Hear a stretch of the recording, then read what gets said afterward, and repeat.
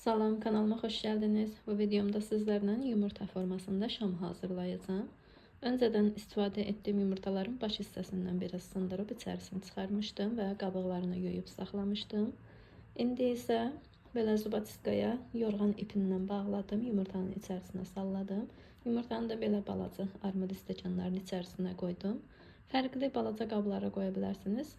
Mən indi hal-hazırda əlimin altında olan bu idi, bunları götürdüm. İsterseniz fanta butulkasının qapağında alt hissəsinə qoya bilərsiniz. Və belə əlimdə olan axşam var. Bunu lazımsız bir köhnə qab götürdüm ki, sonra təmizləməsi çətin olur şamı. Onun içərisinə əlavə edib əridəcəm. İstəsəniz amma bu şamı əritdikdən sonra içərisindən çıxan sapdan da hazırlaya bilərsiniz. O saplar daha da yaxşı yanır. Hələ ki 2 ədəd şamdan istifadə edirəm. Əgər çatmasa yenə də əridərəm. Belə ortasından 2-yə kəsdim. Qaba yerləşdirib və qoyuram ocağın üzərində. Az xodda əridirəm.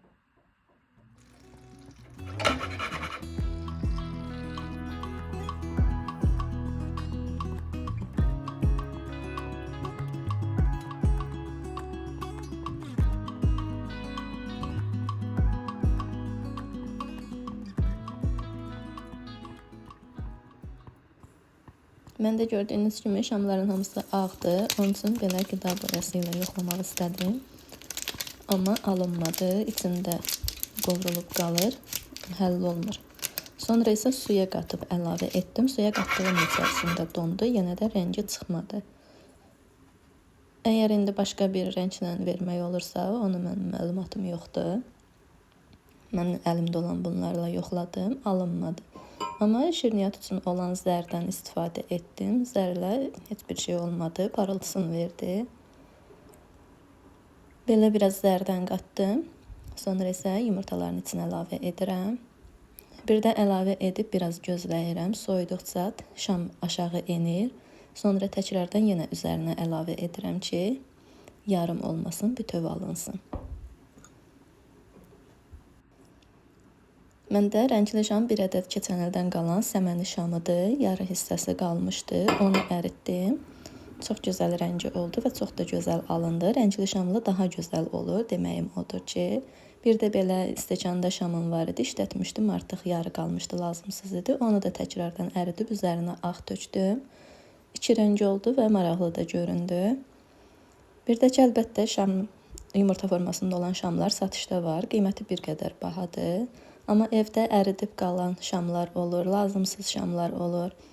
Məsəl üçün, səməni forması, tonqal formasının indi şamlar olur, yarısı işlənir, yarısı qalır. Onları əridib belə dəyərləndirə bilərsiniz. Həm də evdə hazırlamaq daha maraqlı gəlir mənə. Onun üçün belə yoxlamaq istədim. Və bir gün saxladım mən, fərqi yoxdur, 3-4 saatdan da sonra olar qabığını soymaq.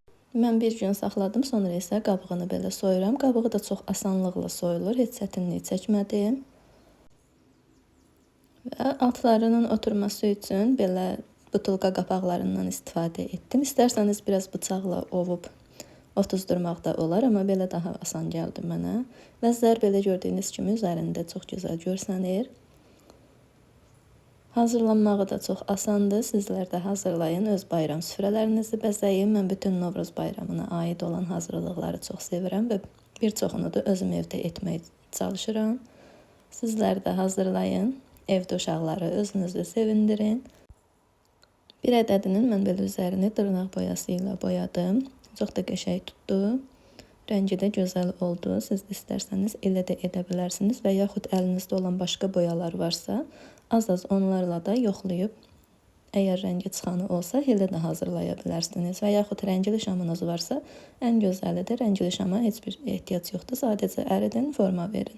Ən sonda şamdan biraz qaldı. Onu da bu şirniyyat üçün olan qaş qabları olur ki, balaca ölçüdə. Onun içərisinə əlavə etdim. Və burada onu da yandırdım. Gördüyünüz kimi çox gözəl də yanır. Yəni yanmağında da bir problem yoxdur bu şamların. Videomu da bura kimi izlədiysəniz like etməyi, kanalıma abunə olmağı unutmayın.